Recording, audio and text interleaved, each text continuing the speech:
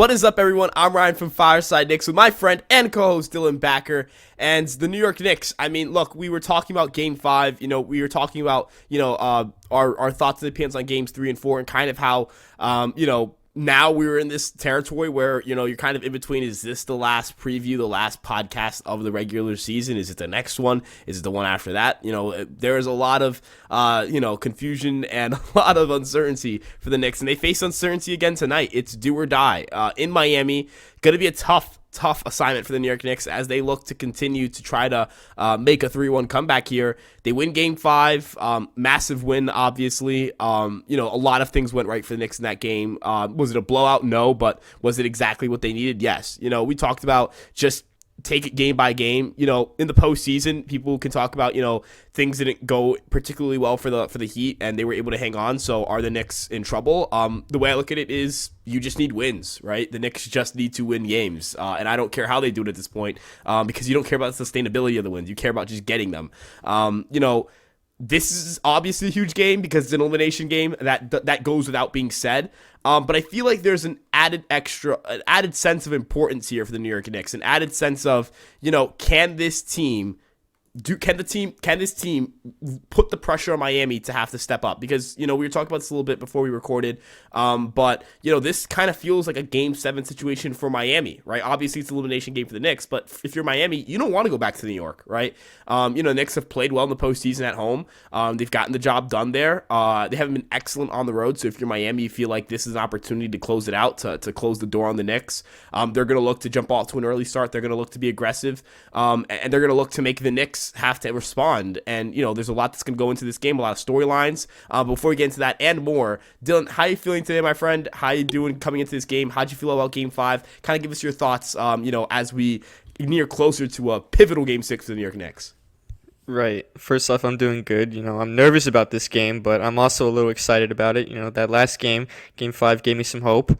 Like you said, it wasn't like a blowout. I mean, they were up by 20 at one point, and then they kind of almost blew it, but they held on. What keeps me a little optimistic was their resilience. They showed a little bit of pride and actually won this game at home, which you needed to do, and didn't just go out in 5 and kind of give up, which I'm really happy about. I'm happy that they did that. Obviously, the job's not finished. They still got 2 more games to win if they want to move on. And tonight is a huge one. Like you said before, this is essentially Miami's Game 7 because this is the last one in Miami, possibly. This is going to be the last one in the series. So who knows what will happen tonight, but, for Miami, this is a huge game because, like you said, the Knicks are going to put the pressure on them. Right now, the pressure is on Miami. They're up 3-1. All the vibes are good in Miami. They think that, they're just going to cruise to a series win Game 5 at MSG. No, they lost Game 5 after a great performance from Jalen Brunson, per usual. 38 points, 9 rebounds, 7 assists. I mean, and 54% from the field and 40 from 3. Played all 48 minutes. I mean, what more can you ask from him at this point, right? But just besides that point, Miami, now the pressure's on them. So, Miami's going to have to win this game if they want, just to move on, obviously. But, they're not going to want to go back to New York, like you said, because clearly that MSG crowd and those vibes over there in New York are a lot different than Miami. Those fans are riled up. Those fans got those Knicks going a little bit in Game 5. They had started off slow in Game 5, talking about the Knicks here. They only scored 14 points in the first quarter. Then they just brought some energy. Whatever changed, you could say maybe it was because Obi Toppin came in the game and brought a little bit of flair. But whatever it was, it woke everybody up. Everybody woke up. Even Julius Randle came back in, and he didn't even miss a shot the rest of the game after that. So even he played great. Even he's been struggling, as we all know. So, everyone seemed to get a little bit more energy this game. It was really encouraging to see because that energy we kind of didn't really see in Games 3 and 4 in Miami. They didn't really seem to have that kind of pep in their step or anything like that. They kind of just seemed a little lackadaisical. Seemed like the vibes were down. Game 5, they uplifted them a little bit. They were resilient. They fought hard. They played all the way through. They played very, very tough. I love what they did. Obviously, we might have gotten a little lucky because Miami did get good looks from outside, but they weren't hitting them. They had a really cold shooting night, so you take it. You got to just hope Miami continues to kind of slump a little bit from outside because, I don't think Miami's going to shoot that cold again from 3, so you don't want to just leave them open. But you also have a little bit of hope that maybe they're starting to cool off a little bit. And, maybe they're kind of taking their foot off the gas a little bit. You got to take advantage of that if you're the Knicks, right? So just looking at this game in particular, I'm just going to kind of ask you this. Who is the guy to watch for in Game 6? I'm sure we're going to probably say Jalen Brunson again or Julius Randle. But if there's anybody else in particular that you might be thinking about that needs to really, continue to step up or even just step up from what they've been doing this postseason, who do you think that guy is in this game? Yeah, I still feel like it's Josh Hart, right? It doesn't feel like Josh Hart has had the impact in the series that I'm accustomed to seeing, right? I think there's a difference between, hey, this guy should be playing a little bit better and this guy stinks or anything like that. I've made it very clear Josh Hart is awesome and he's one of my favorite players, not just in basketball, but one of my favorite athletes to watch on any of my sports teams.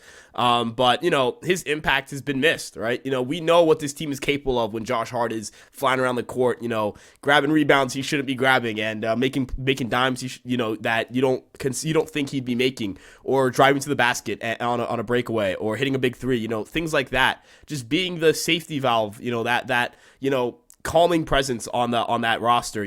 That's what he was for the Knicks. He was such a big part of what this team was doing in the late half of that season. And I need him to step up, right? I think this team is just so much better when he's clicking. You mentioned guys like Brunson, Randall, Barrett, guys of that nature that have been scoring all postseason. Or not scoring all postseason, but have been the biggest scoring options for the Knicks for the majority of the season, right? As you mentioned, Jalen Brunson, cerebral, right? I've said this in previous podcasts. We've kind of I think superhero is the term to describe him. He is the Knicks superhero, right? Obviously, superstar, I feel like is a little much superstar. I think of the guys like Jokic, Giannis, Embiid, guys who are going to go on to win MVP. But, superhero in the sense that when this team needs someone, when this team needs someone, a hero to step up, it's Jalen Brunson, right? He's never shied away from the moment. He's never shied away from the postseason pressure.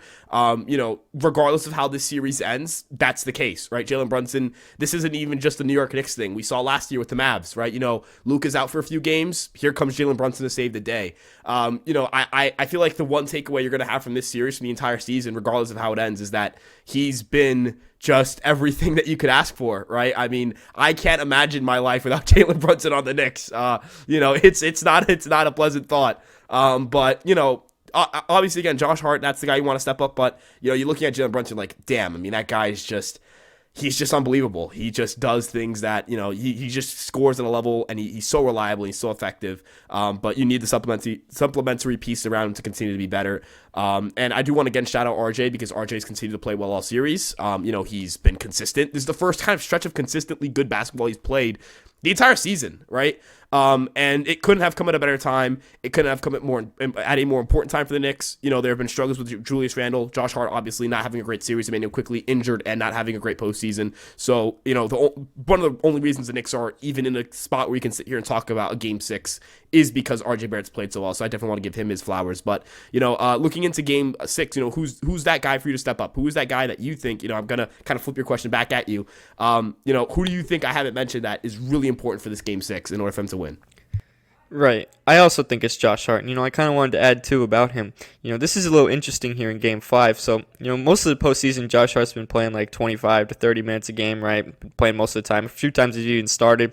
Game 5, he only played 9 minutes. And he had 2 points, 2 rebounds, 1 assist. He got into foul trouble pretty early. He had those 3 fouls in the first quarter, and he ended up finishing the game with 4. But he only played 9 minutes. Quentin Grimes ended up playing all 48. They kind of did a little flip a little bit. It had kind of been the other way around. Josh Hart had been playing most of the minutes. Quentin Grimes was kind of just getting 15 to 20 minutes, nothing crazy, wasn't being highly impactful. And Quentin Grimes, offensively, he only had 8 points in those 48 minutes. He hit a couple threes.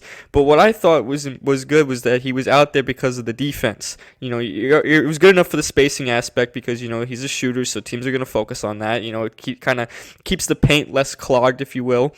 But defensively, he was so impactful. Quentin Grimes I'm referring to. He was so impactful in Game 5. There's a reason why he was out there for 48 minutes. He got 2 steals and 2 blocks, and I think we all saw the play where he got hobbled from a Bam Adebayo screen, was basically on one leg for a play, and got the steal off of Jimmy Butler that pretty much sealed the victory.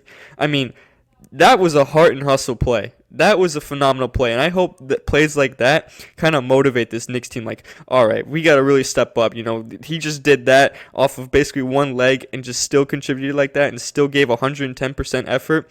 That's what I love to see. I love that. That was an amazing play. That really it gave me hope that the rest of the guys will start to do the same. You know what I mean? Like, I think we saw, Julius Randle start to do it a little bit, which I was really pleased with. And then Quentin Grimes did that toward the end. I was like, all right, I think these guys can get fired up now. I hope that can really, translate into Game 6 and a potential Game 7. But, just to pivot back to Hart, yeah, he just needs to be the one to step up. He definitely does. He's been pretty quiet all Miami series. That we kind of thought like maybe he was going to be the quote unquote Jimmy Butler stopper or like, the guy that would kind of give those guys fits. Unfortunately, that hasn't panned out that way. Unfortunately, Miami seems to kind of have Josh Hart's number all series, been forcing him into foul trouble, been giving him issues with scoring, all that stuff. It happens. Sometimes the team just outplays you. Sometimes it's just a tough matchup for a player. I get it. But, in a time like this where you're desperation mode and, Emmanuel quickly might not end up playing again. As of right now, he's doubtful, so I honestly don't expect him to play in Game 6. We need Josh Hart to step up again. Obviously, if Jalen Brunson could play all 48 minutes again and do what he did in Game 5, that'd be amazing. But you also don't want to kill Jalen Brunson, right? So you're going to need some insurance from these guys off the bench. The bench right here, they didn't play a lot of minutes. Just looking at this, and understandably so. It's the playoffs. It's a desperation elimination game, all that stuff. But, you want that insurance still from some of these guys. So that way, one, you're not killing these guys and having them play all 48. And two, just so you show your depth a little bit. The whole big thing coming into this playoffs for the Knicks was that their depth is really good. So far, unfortunately, it hasn't been the case. They haven't been as deep of a team as you would wish because, quite frankly, most of the guys off the bench have not been performing well, with the exception of like Isaiah Hartenstein. But, Emmanuel quickly's been, up and down this postseason. Josh Hart's been kind of not great this series either, obviously, like I just mentioned. So you want to have that. You want to have that depth a little bit to give these guys, one to give these guys insurance and a little bit of rest a little bit, so they're not, like I said, so they're not playing the entire game. And two, like I said, you just want to throw more options at Miami to force themselves to kind of focus on. You don't want Miami to just have to strictly focus on Jalen Brunson because then eventually they will game plan around that, and then someone else is going to have to do something. And if they're not continuing to step up, that's going to end up being a failure for us, right? So just looking at that, that's what I want to see. I just want to see Josh Hart really step up. I don't need Josh Hart to drop 20 points or anything like that. I just need him to have an impactful game on both sides of the floor and be impactful for the rest of the team as well and not contribute to like spacing problems and stuff like that. Because there's a reason why Josh Hart got taken out of the lineup, right? Because the spacing was not very good in Game 4. I think we saw that pretty well. So there's a reason why they made the change. So that's kind of my take on it. What do you think about that? One of the big things that I think you hit on there is just the idea of having guys step up, right? This team, it's not a talent issue, right? It's not a personnel issue. It's not a this team isn't good enough to compete with the Miami Heat issue. It's a this team is good enough to compete with the Miami Heat, but they have not done so all series. And I'm not trying to take away credit from the Miami Heat. They've played an excellent series, great job defensively, great job, going out there and executing big plays, right? Like this is not a criticism of the Miami Heat. I'm simply saying that the New York Knicks have the talent to compete with the Miami Heat, and they should compete in this series. Personally, and I think you feel this same way, end of the day, this team just needs to show up and play the basketball they've played for 95% of the year, right? I don't think that this is a team that is, I don't want to place the expectations of, this team should win these next two games, and if they don't, the season's a failure. But at the same vein, if you want to take that next step from, fun playoff team that, makes the postseason and everyone's shocked and it's a feel-good story to we are a consistent playoff contender, you've got to compete in this game, right? I'm not saying you have to win this game for that label to be a thing, right? Because at the end of the day, no one's going to be like, oh, you lost in 6, so it doesn't matter who you acquire, you're just the New York Knicks. Like, that's a stupid mentality, obviously. But if you want people to really be like, wow, that team is tough, go out there and compete, right? Go out there and make this a goddamn series, right? I've talked about this in previous episodes with, whether it's, people saying that Julius Randle has to be traded in order for this team to get better, or, just the constant criticism around players on the roster, or, not saying that Tibbs shouldn't be criticized, but kind of flip-flopping between Tibbs should be fired and Tibbs is a good coach. It's like, guys can't do the game-to-game overreactions, right? We know what this team is capable of. it's either they're going to get it done or they're not, right? That's basketball, that's sports.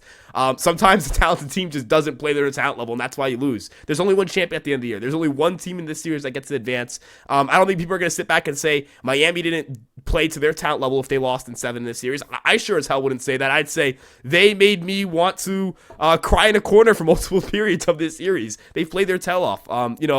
And end of the day, I think that one big key element here is just the shooting, right? The shooting hasn't been consistent all series. The shooting hasn't been there for the Knicks all series. You've done an excellent job talking about the shooting and the spacing for the New York Knicks, not just in this series, but throughout the entire season, and detailing like this team really can't consistently find the 3 ball. Now you can't change anything about that. Now you can't add, you can't add prime Steph Curry to this team or anything like that. But you can hope that, again, as we mentioned earlier with Josh Hart, a guy like Josh Hart can start hitting his threes. Quentin Grimes, who, as you mentioned, played a lot of minutes in Game 5, maybe he can step up and hit some big threes. You can see to get good shooting from Brunson. You get some more shooting maybe from Randall. Maybe Barrett continues to hit some threes. And just that as a whole could combine for some good 3-point shooting. But it's just finding that consistency, right? It's just finding offensive consistency, finding some sort of fight. It doesn't have to be pretty. You just have to win, right? It does not have to be pretty. We could look at the ugliest box score in the world, some 85 to 75 win. I don't care, right? You just need to win tonight. You just need to hit the right shots. But I guess my final, not my final big question, but, one of the big things I have been thinking about all series was, when Randall plays well, this team is a million times better, right? Randall didn't dominate necessarily in the last game, but he played a really good brand of basketball, and the Knicks won, right? And the Knicks looked competent offensively, scored 112 points. If I'm not mistaken, I'm double checking this right now. That might be the most or close to the most they put up in the entire series, and it might be one of the highest totals they put up in the entire postseason. I'm checking right now. Yeah, that's their highest total of the postseason. 111. They put up 111 against the Heat in Game 2, but 112 is their postseason high. So, how important do you think Julius Randle's performance in this game is for this team? I feel like it's really the Knicks are a solid team when he's not playing well, but they're an excellent team when he does play well. What do you think about that? Yeah, no, Julius Randle is quintessential to this team's success. I mean, we've said it time and time again, but the Knicks are not in this position without him. A lot of guys need to kind of realize that. Even if Jalen Brunson was here, they'd probably still be a play-in team. But with Julius Randle, they're not a playoff team. With Julius Randle, they're a playoff team. Without him, they're not. It's a pretty simple thing. As some guys have always clamored for, start Obi Toppin, get rid of Randle. If you do that, you're going to end up winning like 41 games, make the play-in, and you're probably not in the second round right now. Julius Randle is an all-NBA level talent, and we got to realize that. Now, obviously there are things. I'm not saying Randle is a perfect NBA player. I think a lot of us can agree with that. But just, he's a very good basketball player. He can score at all 3 levels. And when he actually does, start trying a little harder, he's a very good hustle player. He can get a lot of rebounds. He can hustle on defense. Of course, he has to try for that stuff. I know sometimes he has that issue with, lackadaisical effort or he's not hustling enough. But we have seen him do it from time to time. It's not like we've never seen him do it before. We have seen him do it. And it's contributed to success. Like I said, he's not the best defender. I kind of want to walk back on that a little bit. He's not the best defender. We know he's not a great defender. He's never marketed as one, but he's a high-level offensive talent. High-level offensive talent, good high-level rebounding talent. If he can just, hustle a little bit and keep that hustle going, he's dangerous to stop. He's really, really tough to stop. We kind of saw it a little bit in Game 5, after that rough first quarter where things just weren't looking good. He started kind of trudging up the court. Didn't really look like the effort was 100% there. He turned it up. He went 6 of 6 the rest of the game. He was playing hard. He was playing aggressive. It looked like he actually wanted it a little bit, which I was happy to see. And, if you see him continue to do that, then the Knicks have a great shot here to really come back in this series. It's not over. I know last episode we were kind of, making it sound a little bleak, and we were kind of like, oh, it doesn't feel good. It might be over. I gave him a 50-50 chance to come back or whatever. I still have it at that kind of percentage just because I do need to see them win this game tonight, obviously. That's obviously if they lose, they're done. But, if they could prove to me they can win on the road here, then my confidence level will really go up if they can come back in this. Because then, if you make it to Game 7, it's pretty much just one good game. That's all you need after that. You just need one good game, right? So Just looking at that, I'm just, hoping Randall continues to kind of just, take from what he did in game 5 and after that second quarter and just continue that into game 6 here, and continue playing hard. Make it seem like you want it a little bit. He had that interesting quote after game 4 where he was like, maybe Miami wants it more. He needs to show Miami that he wants it more. We know Julius Randle is a workhorse. We know he's a very tough guy. We know he'll battle through a lot of stuff. We know that he plays hard on the court.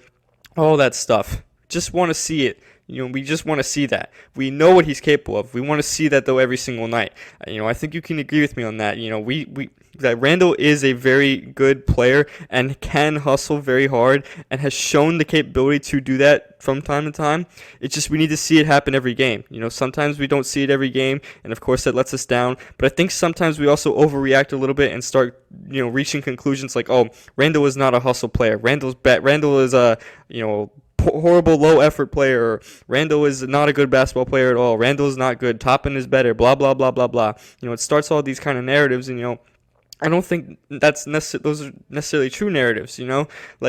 Yeah, Randall has had his moments. I'm not going to sit here and ignore that, and I'm not going to sit here and not acknowledge the fact that there are times where it doesn't seem like Randall is trying, doesn't seem like he's hustling, doesn't seem like he's really giving any effort on defense.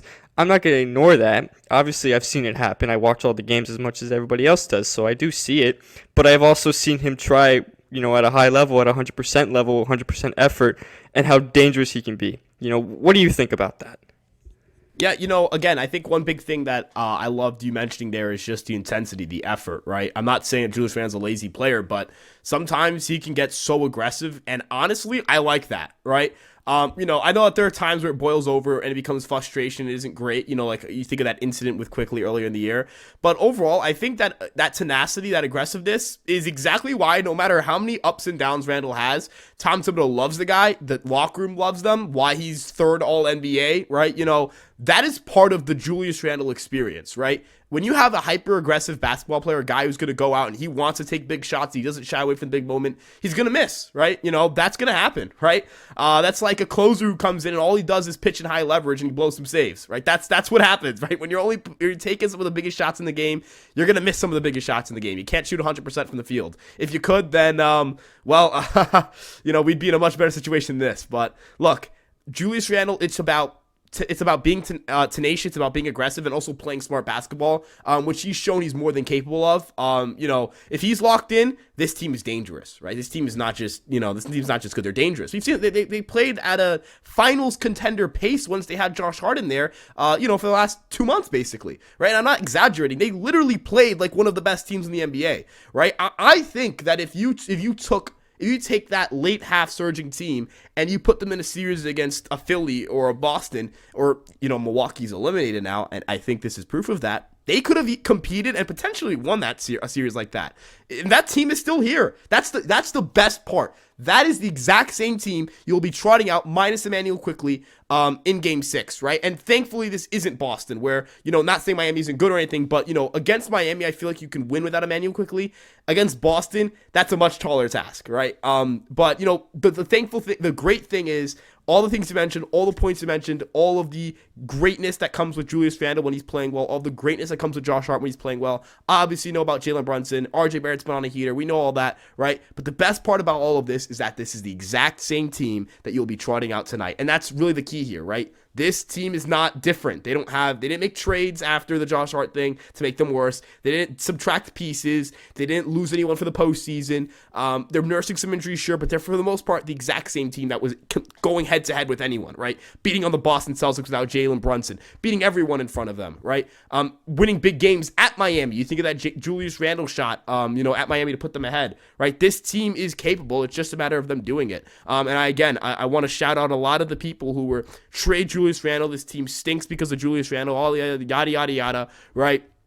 I hope he continues to play well because you, again, sound very stupid when you say things like that, right? And I think you can agree with me here. When you conflate this guy isn't playing well enough and he has to step up with this guy's a bum, right? Third team All-NBA, Knicks leading scorer. If he's a bum, then the roster's full of bums, right? Then we got maybe one non-bum in Jalen Brunson, right?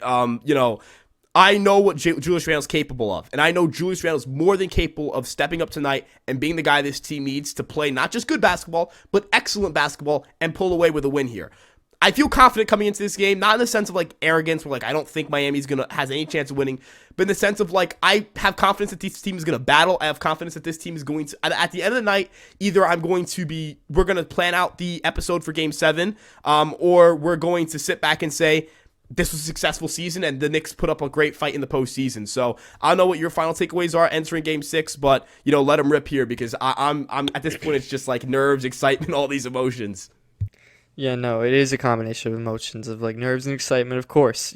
This is a game again, second time now in as many days, elimination game. But, I have a little more confidence that they can come out and win this one because the last game they showed me some resilience, which I was really happy about. They showed like they actually wanted it a little bit. So maybe it gives me a little confidence that they can continue that into this game. So with that being said, I do think that the Knicks can win this game. I'm not going to definitively say they're definitely going to win this game because it is on the road. It's an elimination game. Miami does have pressure on them, so they're probably going to play a little tougher. They don't want to force a Game 7 and have to go back to New York, right? So I'm not going to definitively say who will win this game. I do think the Knicks can win this game, though. And if the Knicks were to win this game, I think it would be a very close game. I think it would be a one-possession game. I think it would be very tight down the stretch.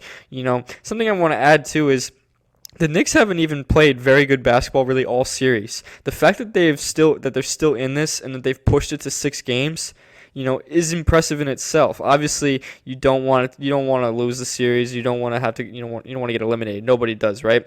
But the fact they've pushed the series this far, considering just quite frankly, honestly, how bad they've played this series, because I'm going to be honest, they have not played very good at all this series, right? They've played pretty rough. I think everyone knows that at this point. The fact they've extended it to 6 games, they should be thankful for that. We should be honestly thankful that we're able to sit here and still talk about Knicks playoff games at this time of the year in the month of May, this far in. I don't think either of us expected this to be at this point.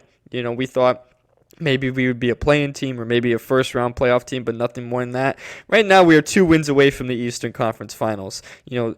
It's one game at a time. Simple as that. Even Josh Hart said it after Game 4 when they went down 3-1. He said, and I remember, he said, they're not looking at it like they're down 3-1. They're looking at it like they just need 3 wins. And they're looking at it like that. One game at a time. And that's the right mentality.